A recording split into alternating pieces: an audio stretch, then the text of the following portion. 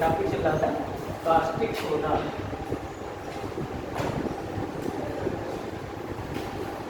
आपने कल के लेक्चर में पढ़ा कि इसको बनाते कैसे हैं कास्टिक सोडा को।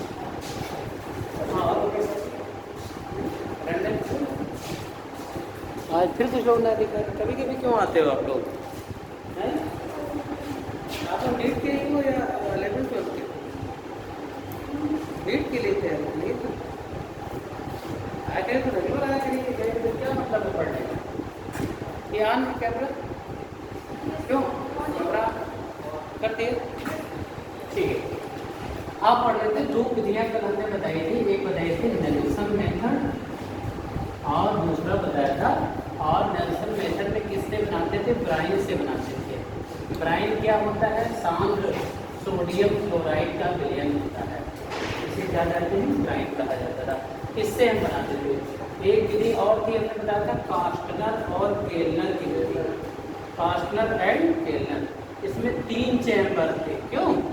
और बीच वाले कक्ष में कास्टिक सोडा बनकर तैयार हुआ था। अब कास्टिक सोडा आप जानते हैं, इसे एक नाम हमने बताया था दाहक सोडा। क्या नाम बताया था इसका? इसका जली लेयर एक आपको फकोले पड़ा देता है ना, जल जाते हैं जिससे। इसका एक नाम था, मैंने बताया था दाहक सोडा। इसका मेल्टिंग पॉइंट बताया था 318.4 डिग्री। ये सारी चीज़ें कल मैंने आपको बताई थी। आज इसकी पढ़ेंगे पहले reaction of sodium hydroxide. Reaction को समझने की विशेष ज़रूरत है, पहले समझिएगा। इनकी रिएक्शन हो जाती है, प्रोडक्ट पूछे जाते हैं। अच्छा, पहली चीज तो जान लीजिए कास्टिक सोडा बेस है, क्यों? एक प्रबल बेस है।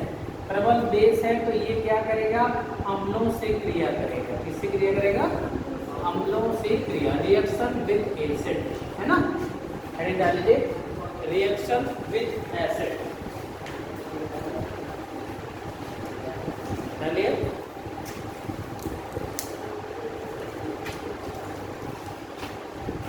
देखिए, सपोज दैट हाइड्रोक्लोरिक एसिड से क्रिया करता है।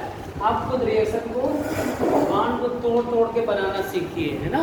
याद करने का प्रयास में सीधी सी बात है, ऐसे ऑर्गेनाइज होगा, ये ऐसे ऑर्गेनाइज होगा, ये ट्रांसफर करके पानी बना लेगा और ये ट्रांसफर करके क्या बना लेगा? नमक बना लेगा, है ना? NaCl बन जाएगा। तो हाइड्रोक्लोरिक एसिड से क्रिया करेगा तो सोडियम क्लोराइड बन जाएगा, 1 मॉलिक्यूल ऑफ वाटर हो जाएगा। सपोज दैट सल्फ्यूरिक एसिड से क्रिया करें तो अब देखिए कितने तो कैसे मॉलिक्यूल बैलेंस करते हैं, देखिएगा H2SO4 से क्रिया करें। सपोज दैट आपको यहाँ क्या दिखाई दे रहा है? डबल H दिखाई दे रहा है ना? सल्फ्यूरिक एसिड ब्रेक कैसे होता है? Twice H plus sulphate 2 minus, ऐसे ब्रेक होता है ना? और NaOH कैसे ब्रेक होता है? Na plus OH minus. ये कहता है रिएक्शन समझ नहीं आती, क्या समझ नहीं आती? 2H प्लस को 2 OH चाहिए। कितने OH चाहिए? तब तो 2 मॉलिक्यूल पानी बनेगा ना। और इसके लिए हमको क्या लेना पड़ेगा? ट्वाइस NaOH लेना पड़ेगा ना। ये ट्वाइस NaOH ले लिया और बन गया एक लवण सोडियम सल्फेट और plus twice molecule of water निकल गया। और ये पूछा जाता है इसके साथ जब 10H2O लगा होता है, Na2SO4 डॉट 10H2O, इसे कहते हैं साल्ट केक। ये अलग से भी लिख लीजिएगा और ये रिएक्शन ये है। अच्छा, सपोज दैट अगर मान लीजिए हम यहाँ लिख रहे हैं, आप बैलेंस करके हमको बताइएगा। NaOH H3PO4 से क्रिया करें, इसे कहते हैं आर्थोफास्फोरिक एसिड कहते हैं, H3PO4। बताइए कितना NaOH लेना पड़ेगा? इस अम्ल में कितने हाइड्रोजन दिखाई दे रहे हैं? 3, है ना? तो इसको कितने OH चाहिए? 3 चाहिए पानी बनाने के लिए, क्यों? तो इसका मतलब यहाँ क्या लिख देंगे? 3 NaOH, है ना? क्या बन जाएगा? बनेगा क्या बताइए? इसके साथ फास्फेट लगेगा आपके। अच्छा, अगर मान लीजिए H3PO4 को तोड़ते, कैसे टूटता? 3H प्लस PO4 3 माइनस, यानी फास्फेट आयन फ्री जा, है ना? आप बताइए, तो इसको 3 माइनस को बैलेंस करने के लिए 3 सोडियम की जरूरत पड़ेगी ना? क्या बनेगा यार, 3 ले लिया, बन जाएगा Na3PO4 plus 28 molecule of water. क्या नाम होगा इसका, सोडियम फॉस्फेट। क्या नाम होगा इसका, सोडियम फॉस्फेट। तो ये जितने अम्ल हैं, अच्छा सपोज दैट नाइट्रिक अम्ल में डाल दें इसको, NaOH प्लस HNO3, ये देखिए क्या बनाएगा, आप खुद बताइए क्या बनाएगा। हाँ, NaNO3 बन जाएगा ना, ये देखिए ये प्लस ये माइनस, ये प्लस ये माइनस, ये बना पानी और ये बना नाइट्रेट, है ना। क्या बन जाएगा, सोडियम नाइट्रेट। क्या बोलेंगे इसको, क्या फार्मूला किसका है ये, सोडियम नाइट्रेट बन गया, है ना, और 1 मालिक्यूल ऑफ वाटर निकल गया। फिर बना लीजिए रिएक्शन।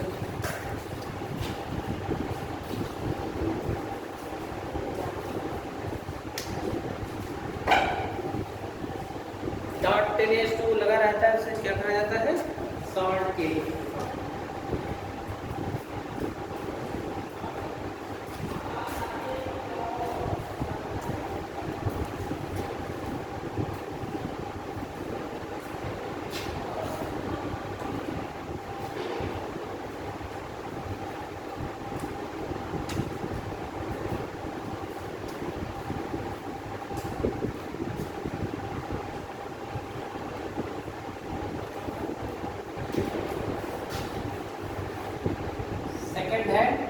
रिएक्शन विथ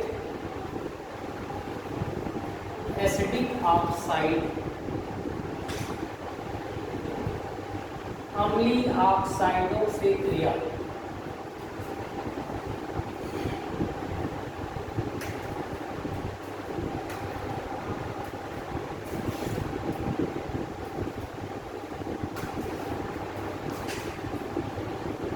नोट कर लिए।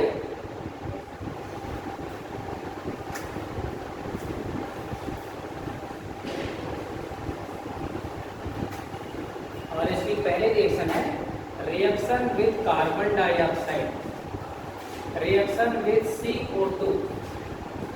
अच्छा हमने कहा है ये अम्लीय ऑक्साइड है ना। अम्लीय ऑक्साइड कैसे बनते हैं, क्यों होते हैं अम्लीय ऑक्साइड।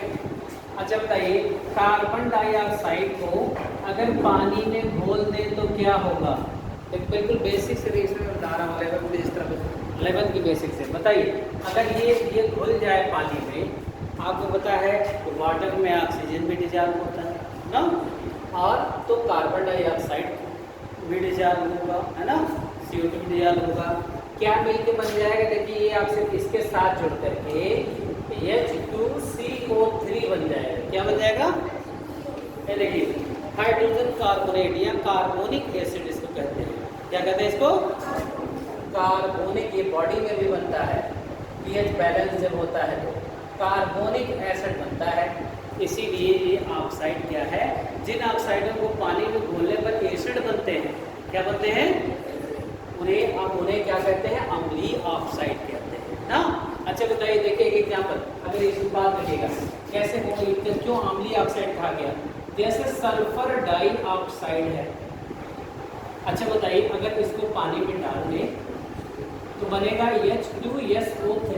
क्या बनेगा, ठीक है, इसे कहते हैं सल्फ्यूरस अम्ल। कौन सा अम्ल, और सूत्र जहाँ सल्फ्यूरिक अम्ल का H2SO4 सभी जानते हैं ना। वो कैसे बनता है, जैसे जब एसिड रेन होता है, अम्लीय वर्षा का नाम सुना है। जैसे जहाँ पे इंडस्ट्रियल एरिया है, जहाँ चिमनियों से सल्फर डाइऑक्साइड निकलती है, हानिकारक गैसें निकलती हैं, तो वहाँ पे होता ये है SO2 प्लस O2, ये ऑक्सीजन गैस इससे मिल जाती है तो सल्फर ट्राई ऑक्साइड पहले बन जाता है। क्या बन जाता है, SO3। और SO3 जब पानी में घुल जाए तो बताइए, आप देख रहे हैं क्या बन जाए, ये इससे जुड़ेगा H2SO4। ये देखिए बादलों में अम्ल बन गया। क्या बन गया, सल्फ्यूरिक एसिड। क्या बना, सोचिए धुआं में और कार्बन डाइऑक्साइड होता है, कार्बन डाइऑक्साइड बादलों में गया, ऊपर पानी के साथ मिला तो बन गया कार्बोनिक एसिड, है ना। तो जब ये ऊपर जाते हैं बादलों के साथ, जहाँ पे इनकी कंसंट्रेशन, ये गैस निकल रही है, सल्फर डाइऑक्साइड निकल रही है चिमनियों के धुआं में, है ना, ये पानी के साथ मिलकर घोल करके देख रहे हैं ना, अम्ल बना लेते हैं। क्या बना लेते हैं, और जब पहली बारिश होती है तो बादलों के साथ क्या होते हैं, बरस जाते हैं, है ना। जिसे जल का जो pH वैल्यू होती है 4 से 5 के रेंज में आ जाता है। किस रेंज में आ जाता है? तब कहलाती है अम्लीय वर्षा हो रही है। कौन सी वर्षा हो रही है? और जिससे पत्थर मूर्तियाँ गलने लगते हैं ना।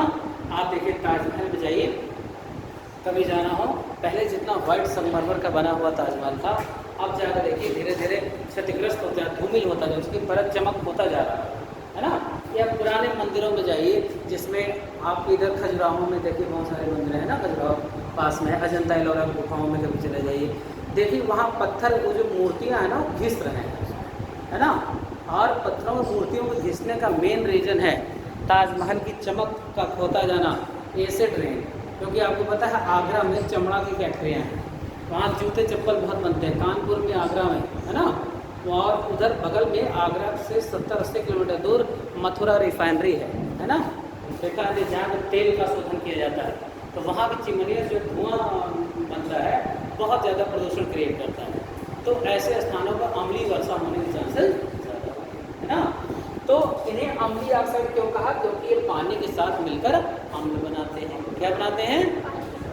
अम्ल बनाते हैं, इसलिए कौन से ऑक्साइड हैं? अम्लीय। अच्छा, अब आप लोग खुद बताने का प्रयास करिए क्या होगा। CO2 से रिएक्शन करेगा, हम रिएक्शन कराने जा रहे हैं कास्टिक सोडा का कार्बन डाइऑक्साइड से। अच्छा, आपको क्या लगता है यहाँ पर क्या करना चाहिए? ऐसे तो नहीं समझ में आ रहा क्या? अच्छा बताइए, कार्बन डाइऑक्साइड ये जो है ऑक्सीजन इसका बाइंड करने की प्रॉपर्टी है। यहाँ पे twice molecule of NaOH carbon dioxide से मिलकर बनाती है Na2CO3। क्या बना देगी? Sodium carbonate. क्या बन गया? बताइए बाई प्रोडक्ट क्या हुआ? साथ में क्या निकलेगा? क्या बैलेंस दिख नहीं रहा? हाइड्रोजन बैलेंस नहीं है ना, 2 हाइड्रोजन। और देखिए टोटल ऑक्सीजन देख लीजिए, 2 यहाँ है, 2 यहाँ, 4 है, और इसमें आए कितना है? 3 है। मीन्स यहाँ से क्या निकलेगा? वाटर। क्या निकल जाएगा? यानी जब कास्टिक सोडा के विलयन में, कैसे बुझे, जब क्या होता है कास्टिक सोडा के विलयन में कार्बन डाइऑक्साइड प्रवाहित करते हैं ना, मिला देते हैं, तो क्या बन जाता है बताइए? Sodium carbonate. इसे अभी आप पढ़ेंगे, इसकी रिएक्शन बताएंगे, सोडा ऐश कहते हैं, सोडा ऐश, सोडियम कार्बोनेट का। और 10H2 लगा हो तो आप इसे जानते हैं, ये सूत्र बन जाता है धावन सोडा का। किसका सूत्र बन जाता है? और आप जानते हैं धावन सोडा जो कपड़ों की धुलाई का काम करता है ना, वॉशिंग पाउडर, है ना। और इसका 10H2O हटा दे, जब गर्म करते हैं ना इसको लगभग 200 डिग्री पे, तो Na2CO3.H2O रह जाता है। इसका नाम क्रिस्टल कार्बोनेट है। क्या नाम होता है इसका?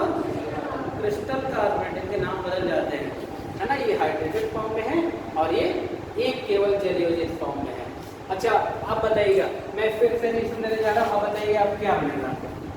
ट्वाइस NaOH अगर रिएक्शन करे सल्फर डाइऑक्साइड से, बताइए क्या बनेगा? सेम उसी टाइप का बनेगा। क्या बनेगा? Na2SO3। क्या बनेगा? हाँ, ये बनेगा ना, Na2SO3 plus 1 molecule of water. अब इसका शुद्ध नाम बताइए क्या है ये? क्या कहते हैं इसको? अच्छा, Na2SO4 होता तो आप कहते हैं सोडियम सल्फेट है। क्या कहते हैं? SO3 होता है तो सल्फाइड बोला जाता है। क्या बोला जाता है? ये फार्मूला है सोडियम सल्फाइड का। सल्फाइड, सल्फेट का क्या नाम बेटा? ठीक है, sodium sulphide, not sulphate. Sodium sulphate का सूत्र ये है Na2SO4, है ना। हाँ, तो सल्फेट, सल्फाइड, सल्फाइड, सल्फर के 3 कंपाउंड बनते हैं ना। ये देखिए, सल्फेट पर 2- चार्ज होता है, सल्फाइड पर भी 2- चार्ज होता है। जब केवल सल्फर में 2- है तो इसे कहा जाता है सल्फाइड। क्या कहा जाता है? SO3 को क्या कहता है? सल्फाइड। ये देखिए, है ना। और इसे क्या कहा जाता है? सल्फेट। एट लगता है, आइड लगता है और आइड लगता है ना। जैसे देखिए H2S के सूत्र को क्या बोलते हो? Hydrogen sulphide. क्या बोलते हैं, है ना। और यहीं पर H2SO3 को क्या बोला? हाइड्रोजन सल्फाइड, है ना। अच्छा, सल्फ्यूरिक अम्ल का ऐसे नाम की केमिकल क्या हो जाएगा? Hydrogen sulphate. क्या हो जाएगा? इस तरह सूत्र बन जाते हैं और रिएक्शन को करना जितना आप जल्दी सीखेंगे उतना ही अभी ऑर्गेनिक रिएक्शन मैटेरियल पढ़ाऊंगा और मजा आएगा। ये जरा ये रिएक्शन तारीख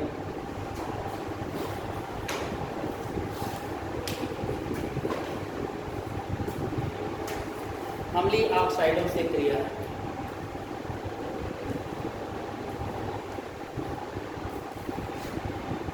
आप लोगों को इंग्लिश मीडियम है, सब हिंदी मीडियम के हैं?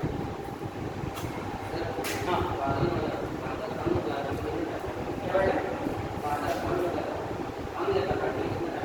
कौन सा? हाँ, वो आपका जैसे जैसे धुआं जितनी मात्रा में जाएगा यह सब तो ना घुल जाएगा उसमें। जैसे मछली में सांस कैसे रहती है जब पानी में ऑक्सीजन घुलती होती है ना, ऐसे ही जैसे जहाँ अपने जैसे बाधा का बदलाव यहाँ एसिडिक वर्षा होने की चांस नहीं, यहाँ पर इंडस्ट्रियल एरिया है ना, यहाँ की हवा जो है ज़्यादा प्योर है। आप दिल्ली चले जाइए अभी नवंबर में सांस लेना मुश्किल हो जाता है, 500 से 600 ppm सांद्रता का प्रदूषण वहाँ बढ़ जाता है। अभी धान काटेंगे ना, पराली जलाते हैं, पराली जो धान का भी पटक पटक के धुआं होता है, यहाँ क्या बोलते हैं बात ना, उसको जब जलाते हो ना छोटे छोटे पार्टिकल एटमॉस्फेयर में जाते हैं। और यही अभी दिवाली का मौसम आने वाला है ना, इतने पटाखे छूटेंगे ना, स्ट्रांसियन तमाम धुआं दिख रहा है ना, सब एक साथ मिल जाते हैं बड़ी क्रिटिकल कंडीशन पर, वहाँ सांस लेने में तकलीफ नहीं होती। इसीलिए लोग वहाँ ऑक्सीजन पार्क में जाते हैं बैठ करके घंटे 2 घंटे वहाँ उसके लिए शुद्ध ऑक्सीजन लेने के लिए पैसा देना पड़ता है। जबकि ये जल और हवा ये सब क्या है, प्राकृतिक चीज़ें है ना, तो इसलिए हम अपने प्रकृति को खुद ही नष्ट कर रहे हैं, है ना। और इसीलिए इधर एरिया बड़ा सकून के एरिया, जो कोविड अभी बीमारी आई थी ऑक्सीजन की कमी की बीमारी थी वो, है ना। अगर ऑक्सीजन आपके फेफड़ों को उतना नहीं मिल रहा है तो आप लंग्स आपके वीक हो जाएंगे और सांस लेने के फिर क्या होगा, तकलीफ होगी, है ना। इसी का इलाज किया जा रहा था मेनली। अभी जितनी बीमारियां हुई हैं जो कमज़ोर लोग थे वो एक्सपायर कर गए वो, है ना, इनका इम्यून सिस्टम अच्छा नहीं था, है ना। ये बना लिया एसिटिक ऑक्साइड। आप दूसरे निकालिए, उभयधर्मी ऑक्साइडों से क्रिया।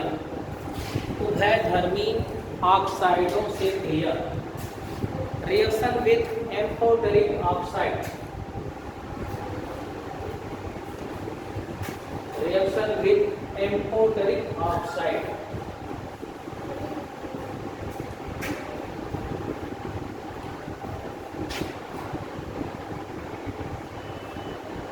Amphoteric oxide. देखिए जब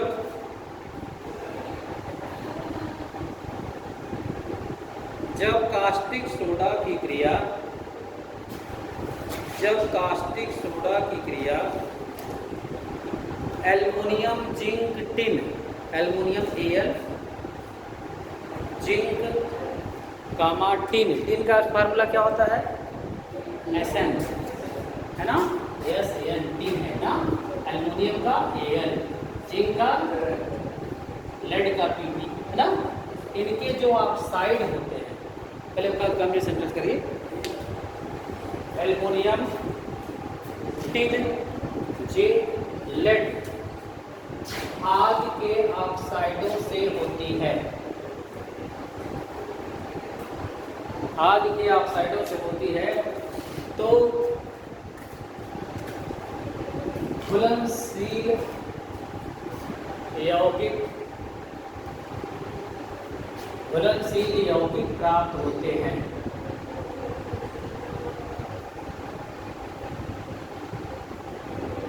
देखिए ऑब्जेक्टिव क्वेश्चन देखिए, ऐसे आ जाए, rich oxide is amphoteric, amphoteric. देखिए ये चीज़ों का मतलब बताता हूँ, अब इससे ज़्यादा मतलब कि बहुत ज़्यादा जब भी मेडिकल की तैयारी में बेस पहले से बनी रहनी चाहिए, लेकिन फिर भी अलेमन तो मैं फिर इस एक चीज़ एम्फोटेरिक क्या होता है अभी बताने जा रहे हैं।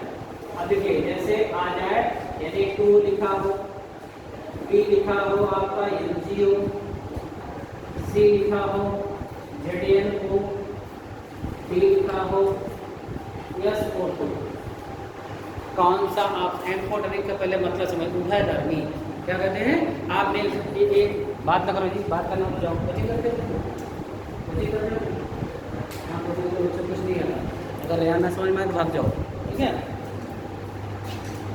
किस क्लास वाले का तुम लोग हैं? फर्स्ट ईयर में क्या क्या पढ़ोगे जरा कोचिंग में जरा बताओ, कोचिंग क्या पढ़ाएगा? केमिकल बॉन्डिंग पढ़ेगी,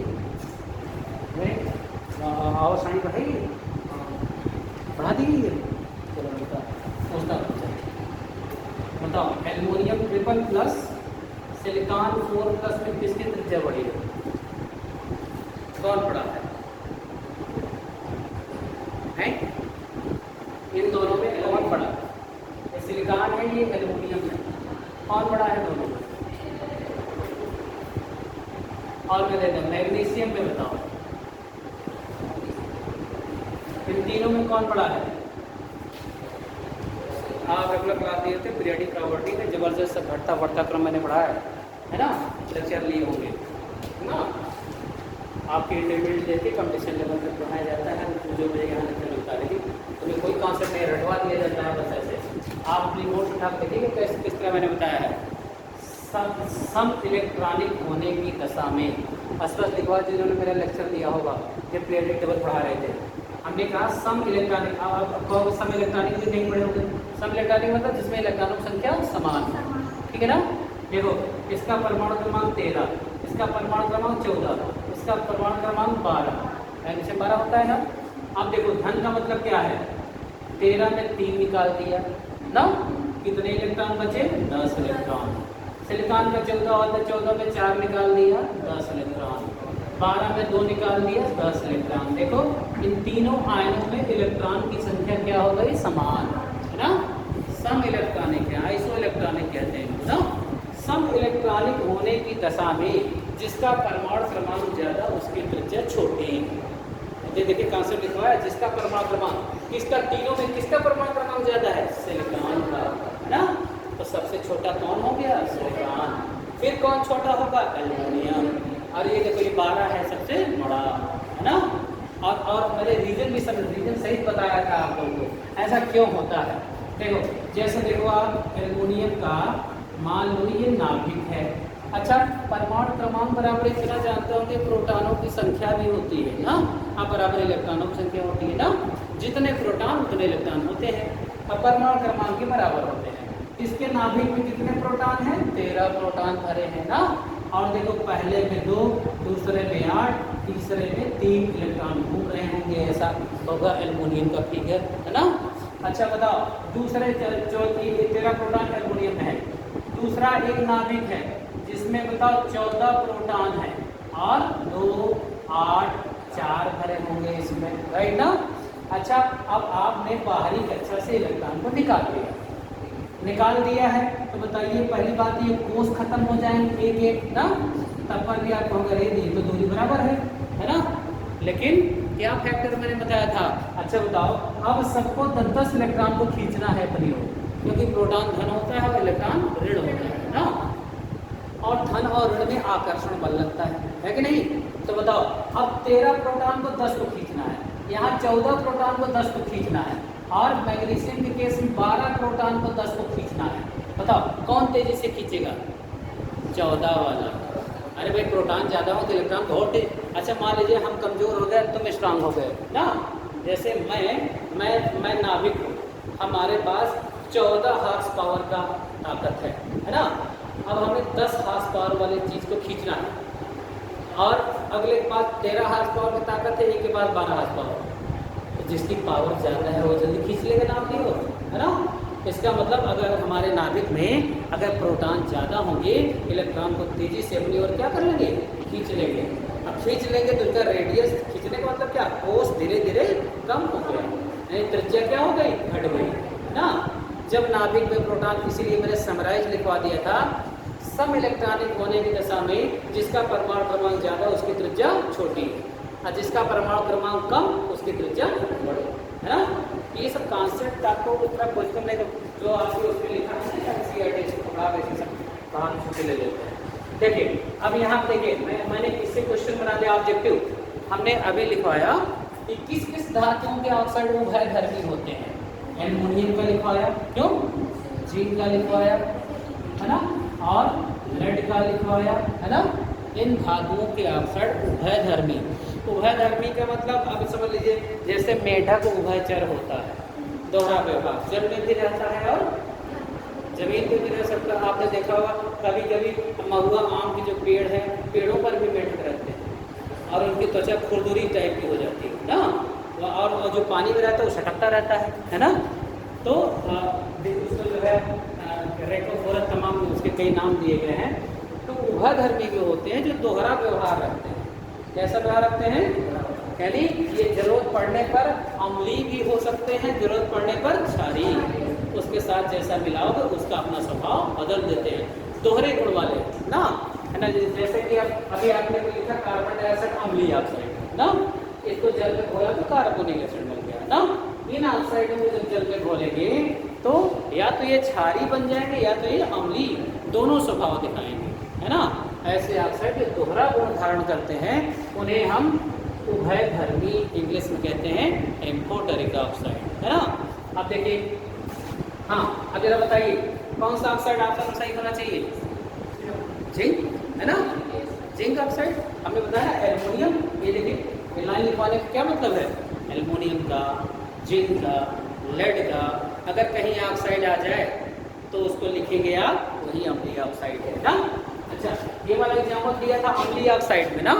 ये देखिए क्षार धातुओं के ऑक्साइड है, क्षार धातु है ना। क्षार धातुओं के ऑक्साइड प्रबल क्षारीय होते हैं। क्या होते हैं? और ये वाला देखिए अम्लीय ऑक्साइड, और ये वाला बन गया उभयधर्मी ना।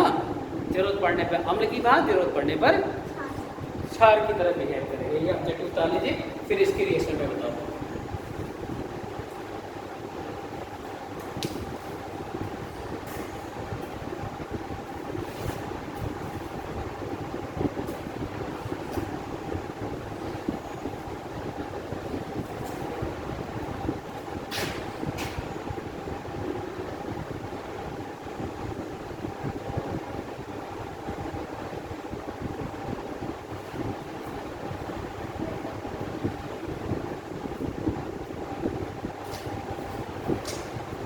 उतार लिए? पहले रिएक्शन, जब एल्युमिनियम के ऑक्साइड की क्रिया, एल्युमिनियम के ऑक्साइड की क्रिया कास्टिक सोडा के जलीय विलयन से कराते हैं। एल्युमिनियम के ऑक्साइड की क्रिया कास्टिक सोडा के जलीय विलयन से कराते हैं। अभी 11th में जब वहाँ स्टार्ट होगा ना तो वहाँ भी यही सब पढ़ोगे, है ना। कोशिशों में अभी से एडवांस पहले से पढ़े रहो। कास्टिक सोडा के जलीय विलयन से कराते हैं तो सोडियम मेटा एल्यूमिनेट बनता है। Sodium Meta aluminate, sodium Meta aluminate बनता है।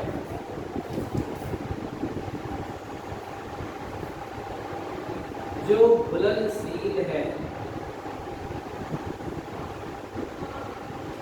सोडियम मेटा एल्यूमिनेट बनता है जो घुलनशील है। अच्छा, अब आप बैलेंसिंग बताइएगा। सोडियम मेटा एल्यूमिनेट का सूत्र होता है NaAlO2। क्या सूत्र होता है? NaAlO2। एल्युमिनियम में कितना चार्ज अगर निकालने को कह दिया जाए, आपको पता है एक ऑक्सीजन पर 2 माइनस होता है। कितना माइनस होता है?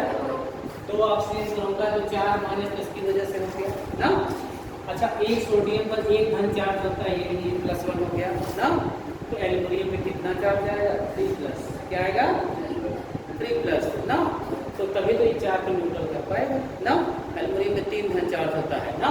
अब देखिए, जब कास्टिक सोडा का जलीय विलयन मैंने जल डाल दिया है आपने, यहाँ 2 सोडियम दिखाई दे रहे हैं, ये 2 कॉमन हो गया, 2NaAlO2 हो गया। ऑक्सीजन हाइड्रोजन से बैलेंस कर लीजिए, सोडियम बैलेंस है, एल्युमिनियम भी बैलेंस है। ये देखिए जब 2 कॉमन ले लिए तो एल्युमिनियम इसके लिए भी हो गया, राइट। अच्छा, अब डिसबैलेंस है तो हाइड्रोजन और ऑक्सीजन होगा। क्यों? अच्छा, हाइड्रोजन ऑक्सीजन मिलकर बनाएंगे क्या? पानी बनाएंगे, और क्या बनाएंगे, है ना। तो बताइए, अब यहाँ पर हाइड्रोजन की नहीं जला, 2 दूनी 4 यहाँ और 2 यहाँ, कितने हाइड्रोजन है? 6। कितने हैं? 6। कुल ऑक्सीजन गिन लीजिए, 2 यहाँ, 2 यहाँ, 4 और 3 7, है ना। 7 में से 4 निकल के चले आए हैं, देख रहे हैं ना। यानी 3 ऑक्सीजन बचा है और 6 हाइड्रोजन। क्यों? तो क्या बनेगा? 3 मॉलिक्यूल ऑफ वाटर। क्या बन जाएगा? ये देखिए 3 में 6 हाइड्रोजन और 3 ऑक्सीजन। आ गया ना बैलेंस ना दोनों तरफ। तो जब एल्यूमिना से, इसको एल्यूमिना भी कहते हैं, एल्यूमिना, ठीक है। ये रेशम बनाई काफी में।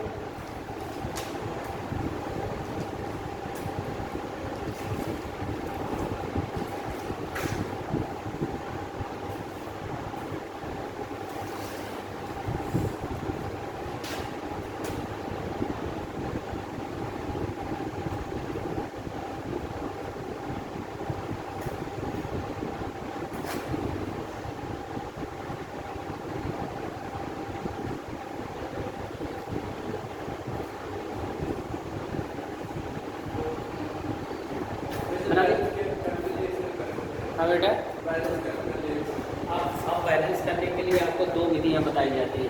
ये तो ट्रायल मेथड होता है, जितना इधर देख लीजिए उतना इधर कर दीजिए, सेटिंग कर दीजिए ना। ये सेटिंग वाला मेथड है, जैसे हाई स्कूल में करते थे ना, ट्रायल एंड एरर मेथड ना, कि दोनों तरफ लेफ्ट हैंड साइड बराबर राइट हैंड साइड, जैसे आप सिद्ध करते हैं उसमें, ये वाला मेथड है ना। और बाकी समीकरण बैलेंस करने के लिए आपको ऑक्सीडेशन और रिडक्शन जब चैप्टर पढ़ाया जाएगा, ऑक्सीकरण और अपचयन, उसमें 2 विधियाँ पढ़ाई जाएंगी। एक है आयन इलेक्ट्रॉन मेथड, पढ़ाया जाएगा चैप्टर नहीं अभी, आयन इलेक्ट्रॉन विधि, और एक होता है ऑक्सीडेशन नंबर विधि, ऑक्सीकरण संख्या विधि, है ना। ये 2 विधियाँ हैं और एक बड़े बड़े इक्वेशन से हल होते हैं, है ना। लेकिन अभी ये केवल सेटिंग वाला सिस्टम चल रहा है ना। जब ये चैप्टर पढ़ेंगे देखते रहिएगा, मेरी जब क्लास लगी बहुत डिटेल में सभी इक्वेशन बैलेंसिंग में बताऊंगा आपको। और हर चैप्टर से कुछ न कुछ आपके कंडीशन में, कोई चैप्टर ऐसा छूटता नहीं है जल्दी कि ना पूछा जाए, है ना। ये सब इधर वाला पोर्शन क्या है जो अभी क्लासेस लग रही हैं, इनमें आपको बनाने की विधियाँ, रिएक्शन प्रॉपर्टी और वो सब जाता है ना। किन परिवारों में, जैसे अभी ये एल्किली मेटल वाला हो गया, अब 2 परिवार आप कार्बन परिवार के यौगिक पढ़ेंगे, अब बोरान फैमिली के, एल्युमिनियम का निष्कर्षण पढ़ेंगे। इधर पूरा पी ब्लॉक के ये 2 परिवार आप पढ़ेंगे, है ना। और कम से कम आपके 11th में इधर हाइड्रोजन से लेके इधर तक का 10 से 12 नंबर का तो यही से पूछ लेते हैं, है ना। हाइड्रोजन से लेकर के कहाँ तक? एल्युमिनियम फैमिली तक, है ना। और जब सेकेंड ईयर में जब जाते हो आप, तो नाइट्रोजन फैमिली से लेकर के इनर्ट गैस तक पूछते हैं। नाइट्रोजन फैमिली, नाइट्रोजन के बाद क्या है बताइए? 7-8 ऑक्सीजन परिवार के यौगिक, उसके बाद हाइड्रोजन परिवार के यौगिक, हाइड्रोजन माने फ्लोरीन, क्लोरीन, ब्रोमीन ना। इसके साथ इनर्ट गैसें भी पढ़ते हैं, हीलियम, है ना, आर्गन, क्रिप्टन, जीनान, रेडान परिवार, ये अपनी गैसों का परिवार भी सब सेकेंड ईयर में चला गया, है ना। पहले ये सब पूरा का पूरा फर्स्ट ईयर था, आप सब सेकेंड ईयर पढ़ते हैं आप, है ना। 60% सिलेबस अभी भी 11 में थोड़ी बहुत लापरवाही चल जाएगी। अगर 12 को आपने हल्के में लिया ना तो कोई कंपटीशन निकलेगा ना कुछ निकलेगा, और 11th की बेस बनेगी 12 की। जैसे अभी तुम पूछ रहे हो सर ये कहाँ से आ गई ये वाला, अब देखो यहाँ पे तो वो लेक्चर रिकॉर्ड होते हैं जो आपको वहाँ से शेड्यूल बन के आता है कि आज आपको ये पढ़ाना है ना, हम उसके अकॉर्डिंग पढ़ाते हैं, है ना। अगर उसके बाद अपने सिस्टम से चला जाए, जैसा मैं चाहता हूँ एज ए टीचर, तो पहले पढ़ाना चाहिए परमाणु संरचना। अभी हाई स्कूल के बाद जस्ट आए हो आप लोग, कुछ नहीं को पूरा नॉलेज है समझिए। अभी केमिस्ट्री में तो इंटरेस्ट क्रिएट ही नहीं किया जाता हाई स्कूल के बच्चों को। आज अचानक इतनी मोटी अब किताब आई है, तो पहला परमाणु संरचना से शुरू होता है ना, बेस वाला परमाणु संरचना है। फिर आपका आता है आवर्त सारणी वाला चैप्टर, 2 चैप्टर, आवर्ती गुण और मेंडलिक सारणी, इसमें कितने वर्ग हैं, कितने कालम है, ये सब ना गुणों का अध्ययन करते हैं।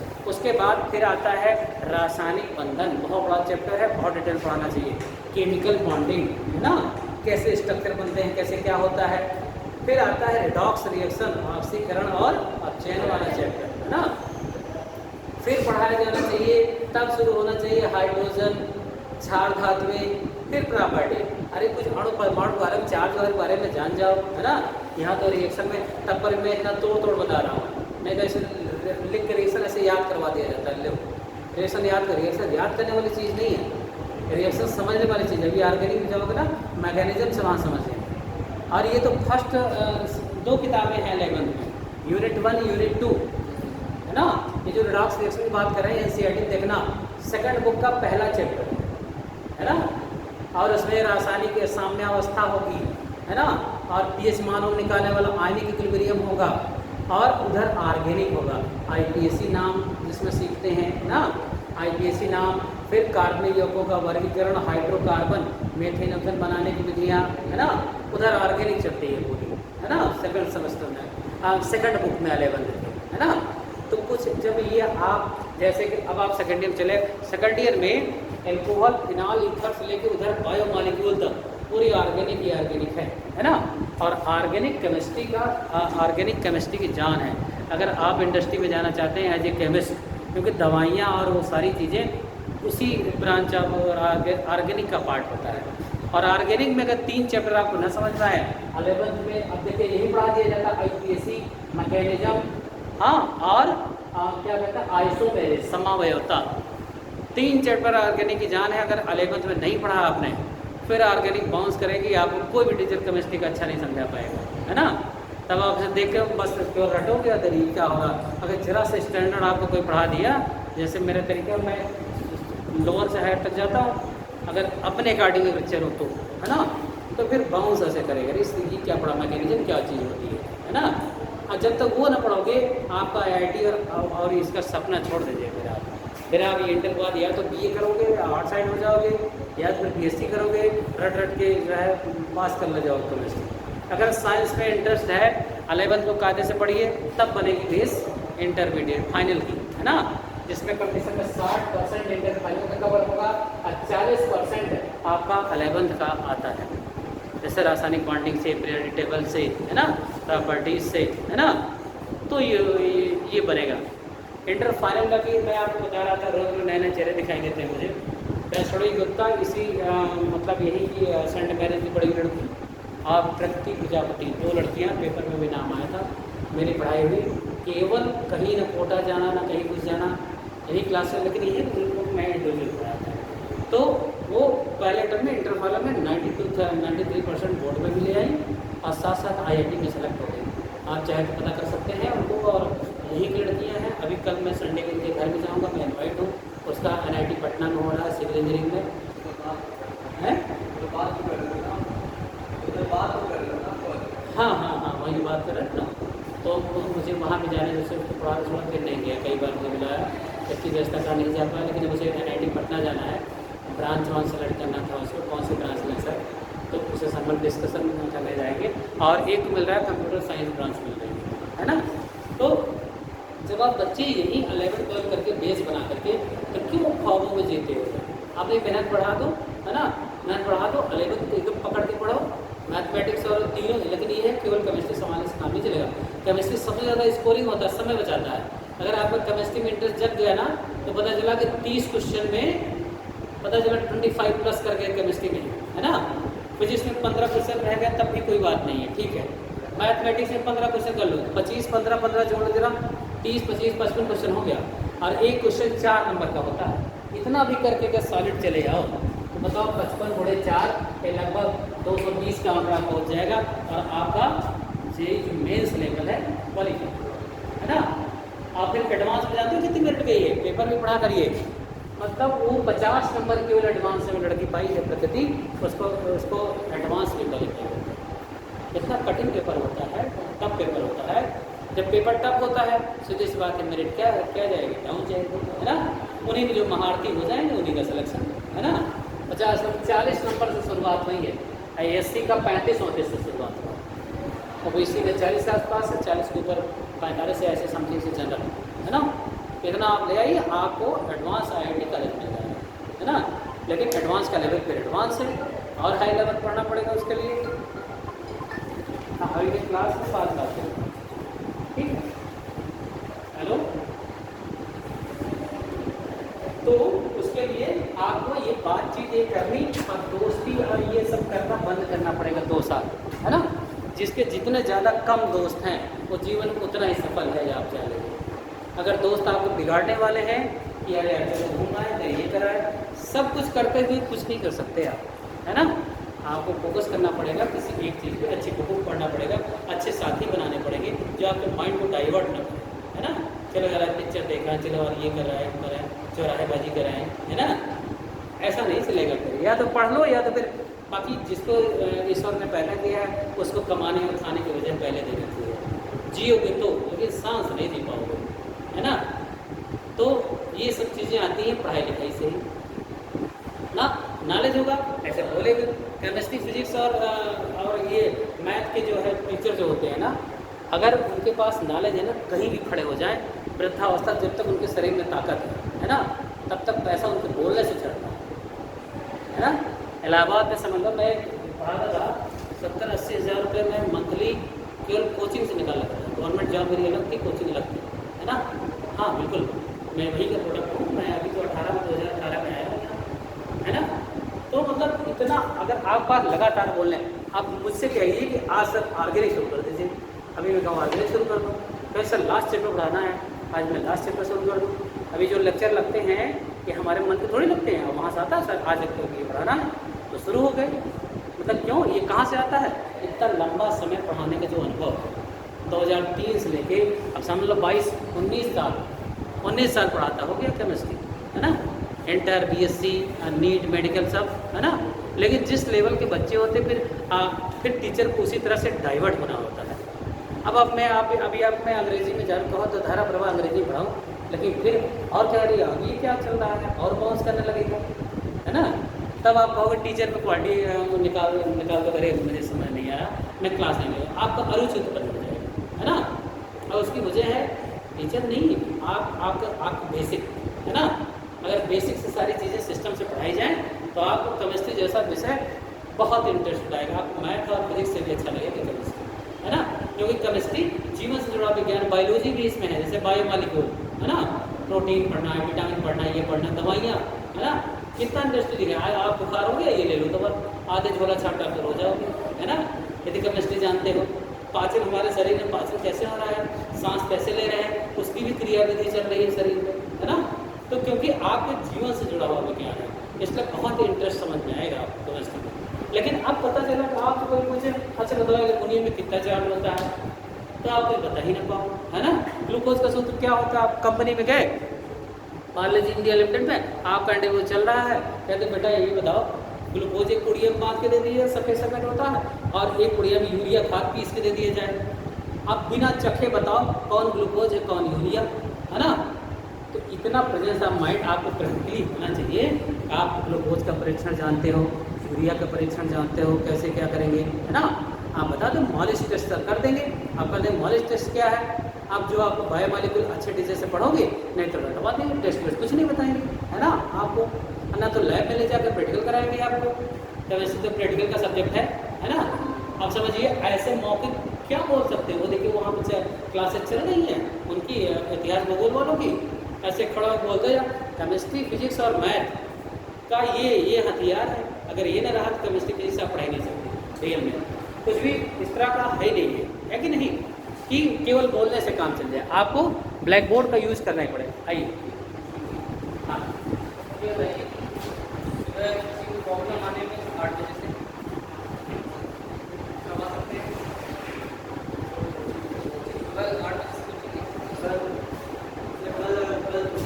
कल नहीं मंडे से पर डे 8 बजे। अगर 1-2 लोगों की प्रॉब्लम है तो ठीक है एडजस्ट करिए, नहीं तो मैक्सिमम लोगों को प्रॉब्लम है, फिर यही सिस्टम चलने दीजिए।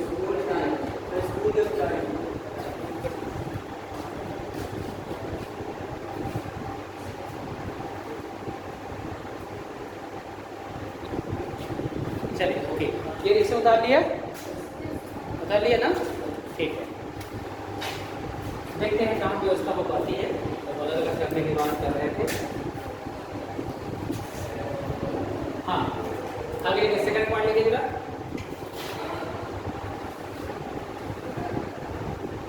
जब जिंक ऑक्साइड कास्टिक सोडा के विलेन में डालते हैं तो सोडियम जिंकेट बनता है, सोडियम जिंकेट, सोडियम जिंकेट बनता है।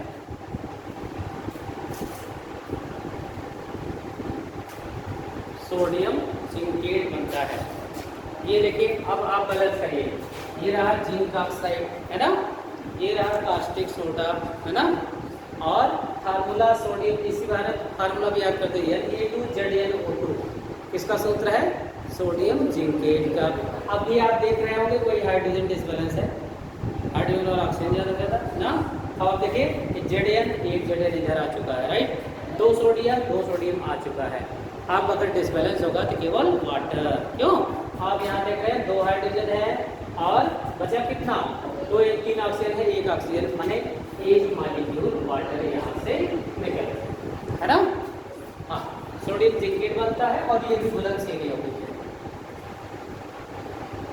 सेम इसी टाइप की रिएक्शन PbO के साथ है, Na2PbO2 बनता है प्लस 1 मॉलिक्यूल ऑफ वाटर, इसको बोलते हैं सोडियम ब्रोमाइड,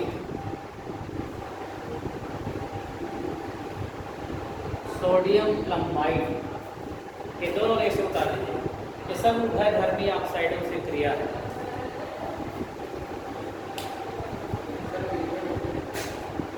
नहीं कर रहे हैं, स्टार्ट नहीं है, स्टार्ट है ना,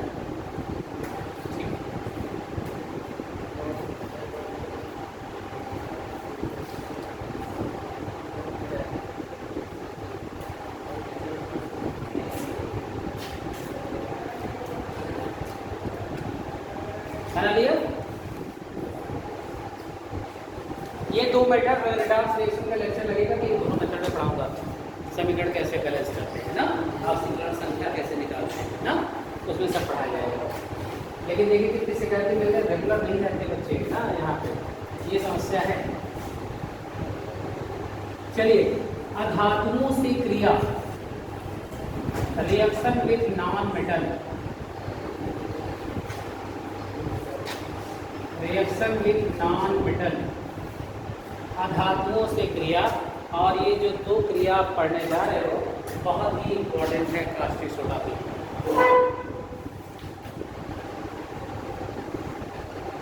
reaction with chlorine,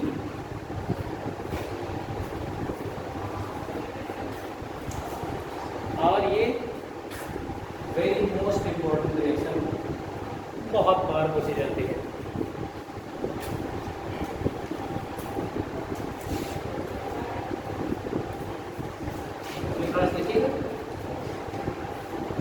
caustic soda chlorine से,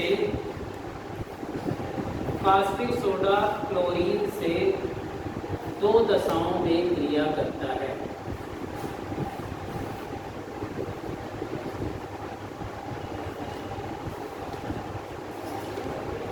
दो दशाओं में क्रिया करता है। पहली कंडीशन, जब कास्टिक सोडा के ठंडे और तनु विलयन में, जब कास्टिक सोडा के ठंडे और तनु विलयन में क्लोरीन गैस प्रवाहित करते हैं,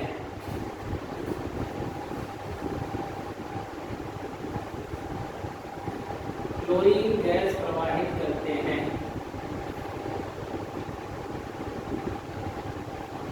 तो सोडियम हाइपोक्लोराइड, सोडियम हाइपोक्लोराइड, ये लिखा है सोडियम हाइपोक्लोराइड,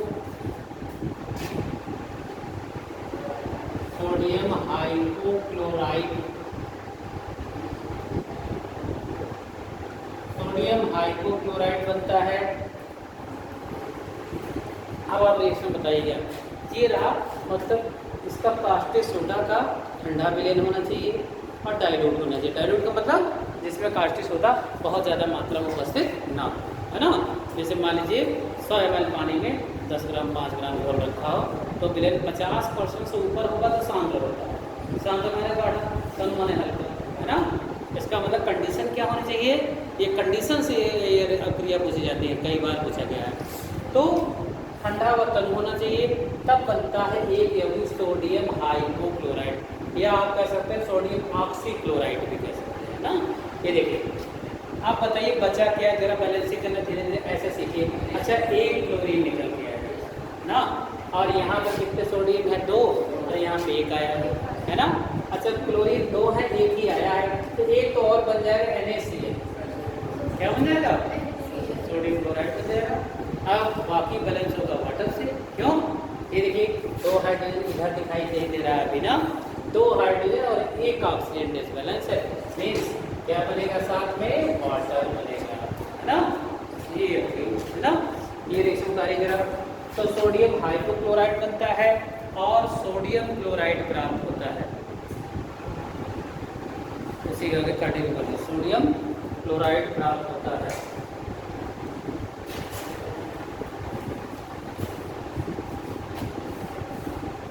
दूसरी कंडीशन,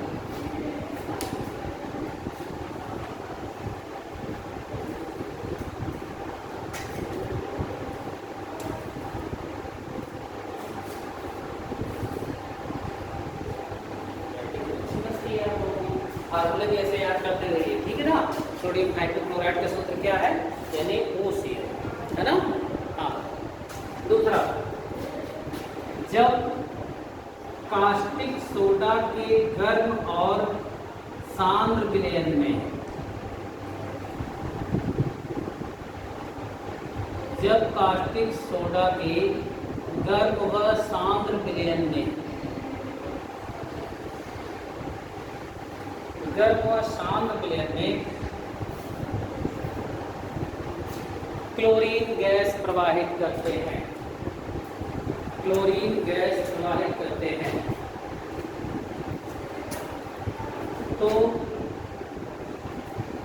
सोडियम क्लोरेट बनता है, सोडियम क्लोरेट, CHLORATE, इंग्लिश में भी लिखे जाते हैं, सोडियम क्लोरेट बनता है।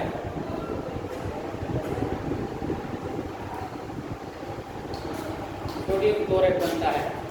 ध्यान रखिए, ये अनुपात देखिए, ये 1 और 2 है, समझिए बहुत अंडरस्टूड है, 12 3 36, देख रहे ना, 3 गुना ये ले लें, है ना। और कंडीशन क्या होनी चाहिए, गर्म और सांद्र। अब कास्टिक सोडा जो प्रयोग कर रहे हैं उसको गर्म अवस्था में कर रहे हैं और गाढ़ा यूज कर रहे हैं ना, तो बजाय ये बनने के बन जाता है सोडियम क्लोरेट, लिखा है ना, सोडियम क्लोरेट का सूत्र होता है NaClO3, क्या सूत्र होता है, NaClO3। अच्छा, बाई प्लस होती है, क्या क्या बचा, अच्छा बताइए, 1 ही सोडियम निकल के बाहर आया है और 5 सोडियम अभी बाकी है ना।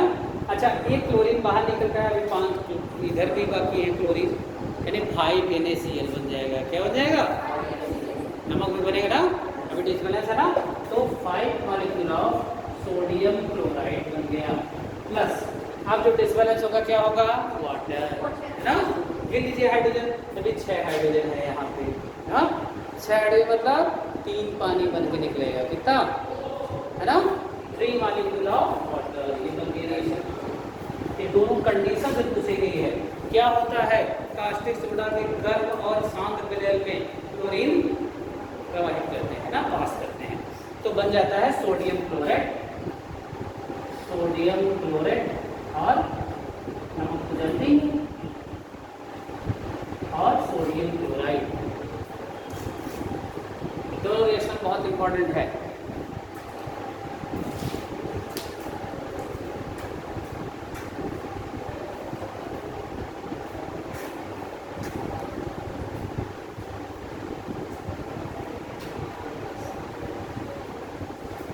नेक्स्ट रिएक्शन, पीले फास्फोरस से क्रिया, पीले फास्फोरस से क्रिया, रिएक्शन विद येलो फास्फोरस,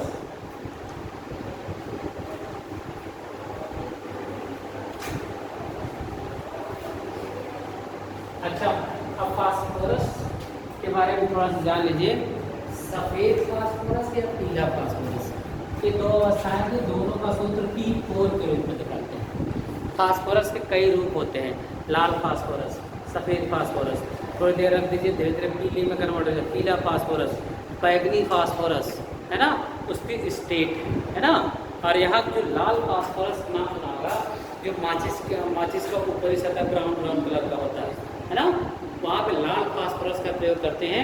और माचिस तीलियों का जब घर्षण करते हैं, देखिए स्पार्किंग होती है और लाइट जलती है ना, तो फास्फोरस जो होता है वो इसको दीप उत्पन्न करने वाला पदार्थ, लाइट उत्पन्न करने वाला, लेकिन वहाँ पे लाल फास्फोरस का उपयोग होता है ना। लाल फास्फोरस पॉलीमर अवस्था में, फास्फोरस वहाँ की ब्लॉक में आएगा, तो वहाँ मैं आपको बताऊँगा लाल फास्फोरस ऐसे होता है।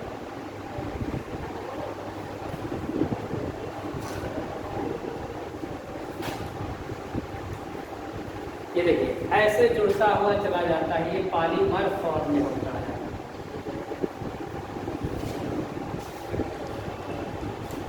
ये देखिए इस तरह लाल फास्फोरस की संरचना होती है ना। आजू क्या करता है, उसमें गोंद का मिश्रण पोटेशियम क्लोराइड मिला के उसकी सतह को खुरदरी बनाते हैं, जो दिया सलाई बोलते हैं, माचिस ना। और फिर जो उंगलियों में लगा होता है राउंड कर, फिर उसको क्या करते हैं, घर्षण करते हैं ना। तो माचिस के डिब्बे में कौन से फास्फोरस का प्रयोग होता है, लाल फास्फोरस ना। ये जो पीला फास्फोरस होता है, ये सब होता है इनकी कंपनियों में जो काम करते हैं, जहाँ फास्फोरस बनता है, जो दांतों के जबड़े हैं और हड्डियाँ हैं, इनके वातावरण में घिसने लगता है, पिघलने लगता है ना। अगर सफ़ेद और यानी विषैला होता है, क्या होता है, दांत की जबड़े की हड्डियाँ गलने लगती है इसके वातावरण में, है ना। और ये जो सफ़ेद या पीला फास्फोरस जो क्रिया आप पढ़ने जा रहे हैं, इस क्रिया में कास्टिक सोडा से क्रिया करके एक गैस जहरीली निकलती है, फास्फीन। क्या निकलती है, फास्फीन गैस ना। एक होता फास्फीन गैस, वो सेकेंड ईयर में पढ़ेंगे, उसका सूत्र होता है COCl2। ये ऑर्गेनिक कंपाउंड है, ये देखिए कार्बोनिल क्लोराइड, इसको क्या, ये सूत्र इस तरह दिखता है, COCl2 सूत्र होता है। ये क्या है, फास्फीन। कौन सी गैस है, ये भी अत्यंत जहरीली गैस है ना। क्लोरोफॉर्म के ऑक्सीकरण से बनता है, इसीलिए क्लोरोफॉर्म ज़्यादा मात्रा में सुना दीजिए, आपको पहले बेहद हो जाता है, बाद में इसमें रख सकता है। क्लोरोफॉर्म का नाम सुना है, चोर सुहा के चले बैग लेके गायब हो जाते हैं, है ना, क्लोरोफॉर्म। तो वो अगर क्लोरोफॉर्म को हवा में खुला छोड़ दें आप, लाइट ऐसे दिखा दीजिए, फिर किसी को सुहा दीजिए, तो उससे आदमी के मर जाने के चांस रहते हैं ना। और ऐसे दस्तियों में लपेटे रहते हैं, उनका उद्देश्य मरना नहीं है, जैसे गाड़ियों में जहर पुरानी हो जाया करते हैं, है ना। उनका उद्देश्य केवल इसको थोड़ी समय के लिए घंटे 2 घंटे के लिए बेहोश कर दो सामान, तो वहाँ पर क्लोरोफॉर्म ऐसे लिए रहते हैं, तो सुना देते हैं, इस तरह करते हैं। लेकिन अगर लाइट रिएक्शन में आप सेकेंड ईयर पढ़ोगे, ये कैसे बनता है, मैं उसे बताऊँगा ऑर्गेनिक का जब लेक्चर है, ये बनता है फिर। और अब आप जो जिसकी मैं बात करने जा रहा हूँ, फास्फीन बनने के बाद उसका सूत्र होता है PS3। क्या सूत्र होता है, हाँ, ये फास्फीन है, ये फास्फीन है, और ये भी जहरीली गैस है। इसका प्रयोग करते हैं होम सिग्नल में, जैसे जब समुद्रों में बड़ा तूफान आता है या दिखाई नहीं देता, कोहरा वोहरा खूब है, जहाज़ें चली जा रही हैं, है ना, मालवाहक जहाज़ें एक देश से दूसरे देश में ढुलाई का काम हो रहा है, कोई चीज़ आ रही है, और उस समय समुद्री तूफान आ गए, रास्ता जब जहाज़ों को संकेत नहीं मिलता मैं जाऊँ किधर, है ना, तो फास्फीन और एसिटिलीन, ये दोनों एसिटिलीन, इनको एक जो है डिब्बे में, टीन के डिब्बे में भर देते हैं, है ना।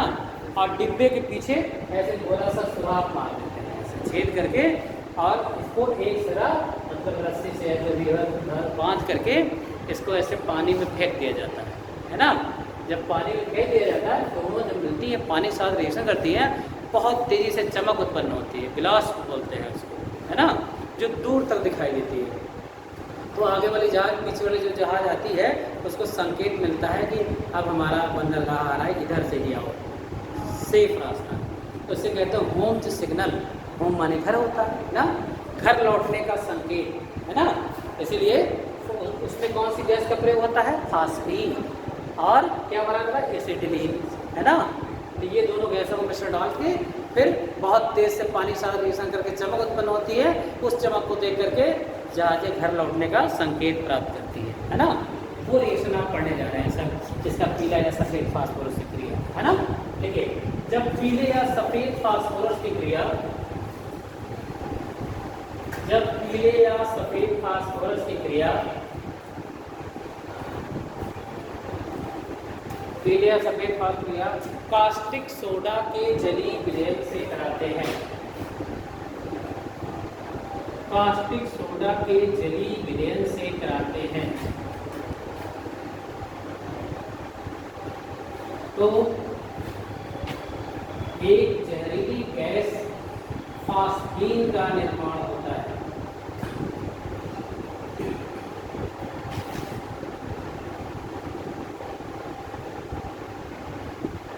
तथा सोडियम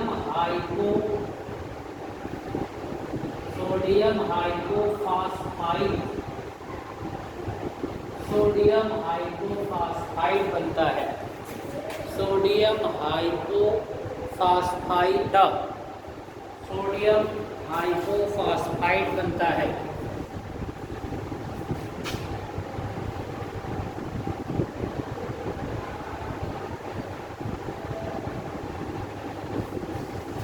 और ये भी बहुत इंपॉर्टेंट रिएक्शन है, क्योंकि जहरीली गैस बनती है, इसका प्रयोग किया जाता है होम्स सिग्नल क्या बनाने के लिए।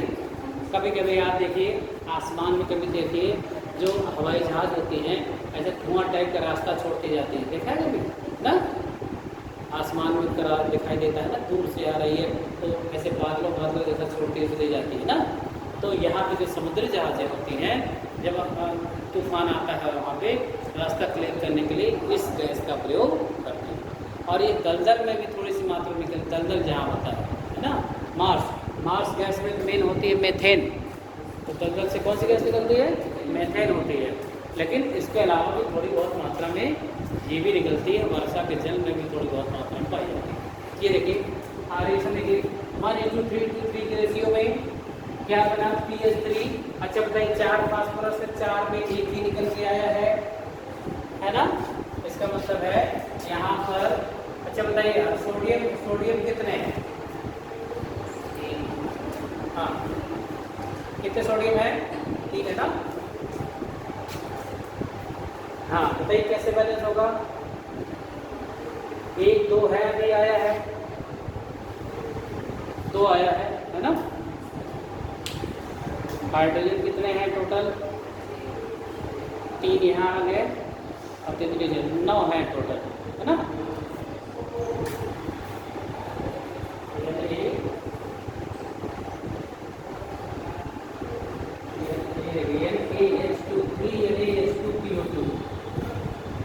देखिए कितने हाइड्रोजन हो गए, 3 दूनी 6 3 9 हो गए। यहाँ देखिए 3 दूनी 6 3 9। सोडियम देखिए 3 एडजस्ट हो गया, 3 यहाँ 3 यहाँ। फास्फोरस में देखिए 3 यहाँ 1 यहाँ। अच्छा ये देखिए P4। अब जो बचा होगा क्या होगा, वाटर, क्या होगा हाइड्रोजन। देखिए टोटल कितना है, अच्छा हाइड्रोजन भी बैलेंस हो चुका है ना, और भी कुछ बैलेंस है, कुछ कम ज़्यादा है, 3 3 दूनी 6 ओके। ऑक्सीजन देख लीजिए 3 दूनी 6, यहाँ देखिए 3 और 3 6 बराबर है, सोडियम बराबर है, ऑक्सीजन देखिए 3 और 3 6 है, फिर 3 दूनी 6। इसका मतलब अब ये बाई प्रोडक्ट यहाँ है ना। क्या क्या बनेगा, फास्फीन और सोडियम हाइपोफॉस्फाइड। उतारिए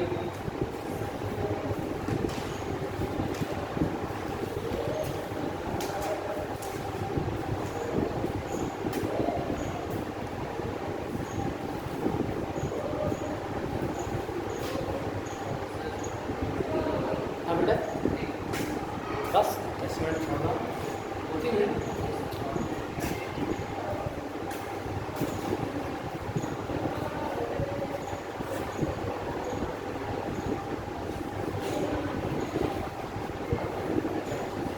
अच्छा सक्रिय धातुएं क्या करती हैं, अम्लों और क्षारों से हाइड्रोजन का क्या करते हैं, विस्थापन करते हैं ना। जैसे अगर केवल एल्युमिनियम धातु की इसकी क्रिया हो जाए तो एल्युमिनियम क्या करेगा, कास्टिक सोडा के हाइड्रोजन को क्या कर देगा, स्थापित कर देगा।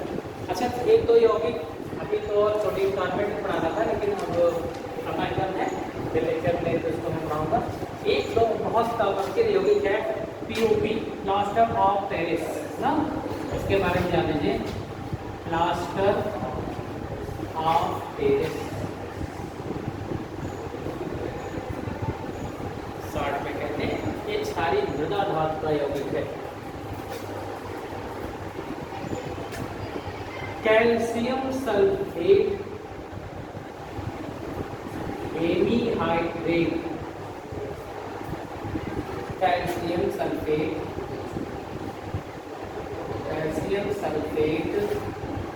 हेमीहाइड्रेट, इसका भी मतलब बताता हूँ। हेमीहाइड्रेट को प्लास्टर ऑफ पेरिस कहा जाता है। कैल्शियम सल्फेट हेमीहाइड्रेट, सूत्र बहुत पूछता है इसका, जिप्सम और प्लास्टर ऑफ पेरिस, है ना, दो चीज़ें होती हैं। अब देखिए पीओपी का प्रयोग अब बहुत इस समय घर मकान बनवाइए, तुरंत पुट्टी वाल पुट्टी पीओपी कराइए ना, तब शाइनिंग आती है बढ़िया, है ना। तो और टूटी हुई हड्डियों की मरम्मत, है ना, आपकी हड्डी टूट जाए फिर प्लास्टर चढ़वा लेगा, है ना। तो प्लास्टर कौन होता है? ये प्लास्टर ऑफ पेरिस ना।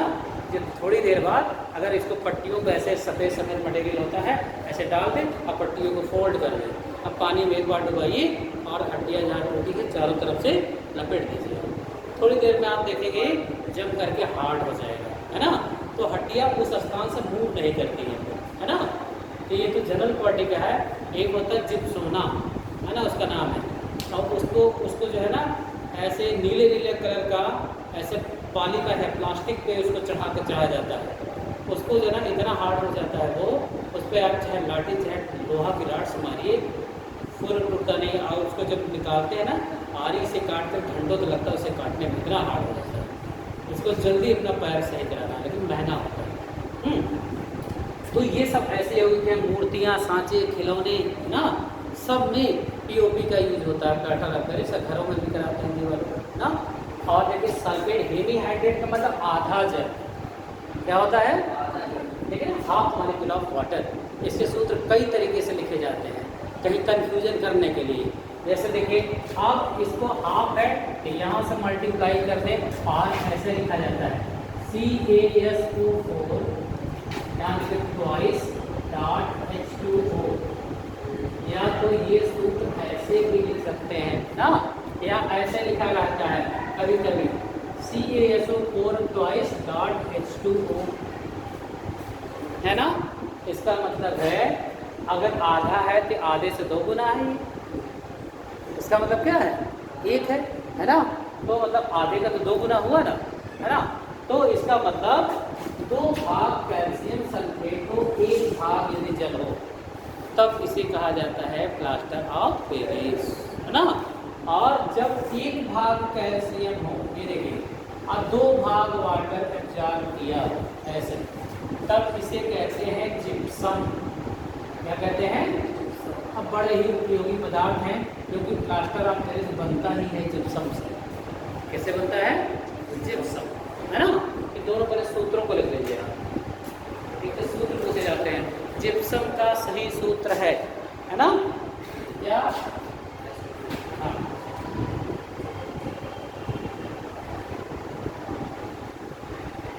Real formula of POP is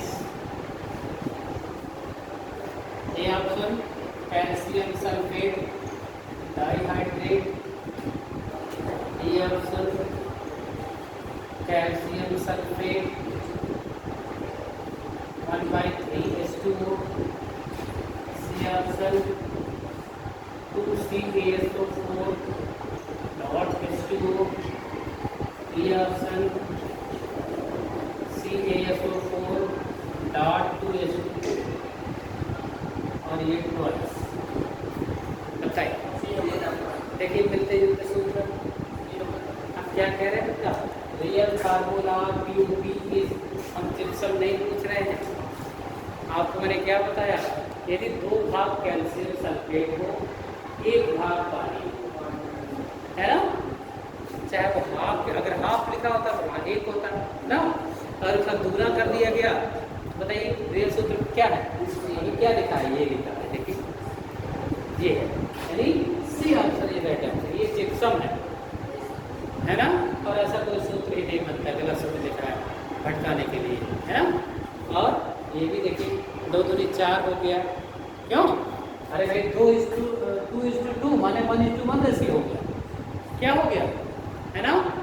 तो 1:2 में हो तो जिप्सम, 2:1 में हो प्लास्टर ऑफ पेरिस, है ना। 2:1 यहाँ देखिए 2 ये calcium sulphate, 1 molecule water, 2:1 ratio, है ना। पीओ देखिए जिप्सम में देखिए 1 भाग कैल्शियम सल्फेट 2 भाग पानी, है ना। तो इसे कहते हैं जिप्सम और इसे कहते हैं प्लास्टर ऑफ पेरिस, ना। हाँ, फार्मूले लिख दिया और ये ऑब्जेक्टिव ये सब, लेकिन जितने जो उसके एकदम सूत्र हैं।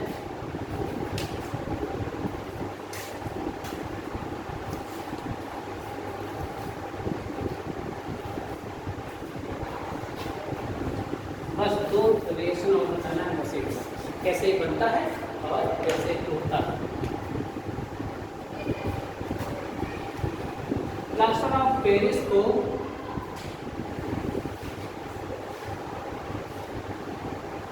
ऑफ पेरिस को जब 150 से 160 डिग्री तक 150 से 160 डिग्री तक गर्म करते हैं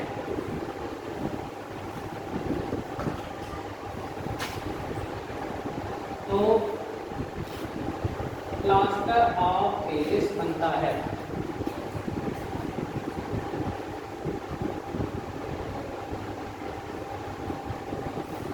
प्लास्टर ऑफ पेरिस बनता है, ये देखिए ये रहा जिप्सम। यहाँ देखिए तो कॉमन है सबके लिए, ये फार्मूला देखिए 1:2, है ना। अगर 2 से गुणा कर देंगे 2:2 2 4, बात तो वही हुआ ना, 1:2, है ना। रिएक्शन किस तरह होती है, यहाँ देखिए 2 कैल्शियम सल्फेट 1 हाइड्रोजन पानी, इसका मतलब यही सूत्र किसका है, पीओपी का। और यहाँ पर ऐसे देखिए 2 दूनी 4 पानी, यहाँ देखिए 1 molecule of water 3 molecule of water इधर, 3 है 4, बैलेंस हो गए ना। जिप्सम से ही बनाते हैं प्लास्टर ऑफ पेरिस। आप फिर चाहे तो प्लास्टर ऑफ पेरिस को फिर से बदलते हैं जिप्सम में, है ना। दोनों इंटर कन्वर्ट प्रक्रिया होती है, 150 से 160 डिग्री पर जिप्सम प्लास्टर ऑफ पेरिस में बदल जाता है। व्हाइट कलर का मटेरियल, इसको इससे ज़्यादा कम लगता है, उसको जल योजित करना पड़ता है। ये जो जल निकला है ना, जल मिला के सेटिंग करते हैं फिर उसका, तब बनता है ये, है ना। दोनों मतलब एक दूसरे को उल्टी होती है। इफेक्ट ऑफ टेम्परेचर, ताप का प्रभाव, ताप का प्रभाव,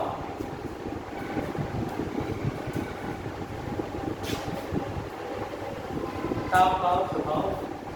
जब प्लास्टर ऑफ पेरिस को 200 डिग्री ताप पर,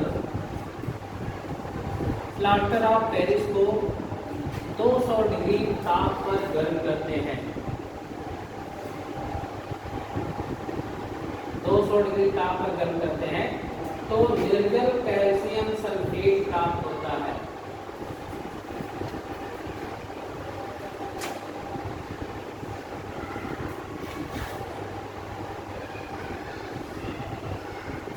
डिग्री ताप पर गर्म करने पर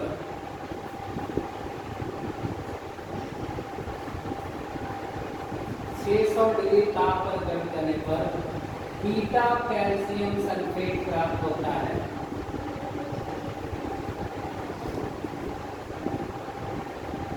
बीटा कैल्शियम सल्फेट प्राप्त होता है।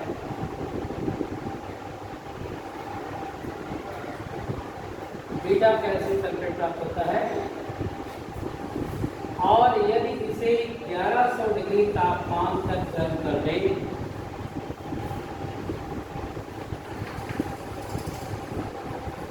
1100 डिग्री तापमान पर गर्म कर दें तो बिना बुझा चूना और सल्फर ट्राइऑक्साइड प्राप्त हो जाती है। देखिए हम पे कौन सी गैस निकल रही है, ये देखिए ना, इसमें है ना कैल्शियम सल्फेट में ऑक्सीजन के साथ जुड़ेगा, बिना बुझा चूना भी मिलेगा, है ना। और देखिए वाइट वाइट होता है कि चूने की तरह से पुताई होता है, देखा होगा, है ना। गर्म किया, इसका जो जल सोखा था निकल गया, निर्जल हो गया, बिना जल का ना, ये बन गया।